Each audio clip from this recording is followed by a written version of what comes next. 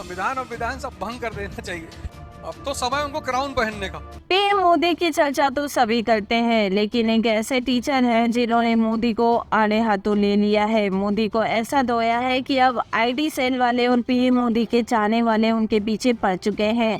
दरअसल हम बात कर रहे हैं अवध ओझा सर की। अवध ओझा सर ने अपनी क्लास में कहा था कि मोदी सरकार को अब बने रहना चाहिए, संविधान को खत्म कर देना चाहिए।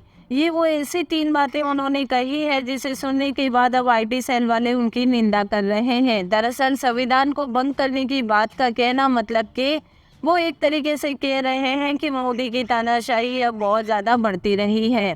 इसके अलावा उन्होंने कहा कि अब मोदी डायनेस्टी पढ़नी चाहिए। दरअसल मोदी जी को ताज पहना देना चाहिए और मोदी जी क्राउन पहनेंगे। इसका मतलब ये है कि मोदी जी की तानाशाही इतनी बढ़ चुकी है कि अब उनकी ताजपोशी तो हो ही जानी चाहिए। इसके अलावा उन्होंने कहा कि नई संसद महल की तरह बनी है।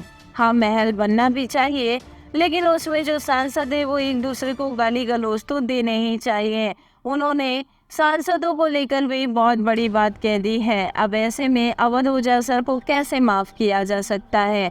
और अवध ओझा सर के खिलाफ जो है वो एक तरीके से आईटी सेल वाले पीछे पड़ चुके हैं। यहाँ तक कि मोदी को चाहने वाले भी पीछे पड़ चुके हैं कि ओझा जी को सिर्फ अपनी पढ़ाई करनी चाहिए और पढ़ाई करवानी भी चाहिए। ये कैसी पढ़ाई है जहाँ पर बच्चों का ब्रेन वॉश किया जा रहा है? ऐसे में ओझा सर की निंदा की जा रही है।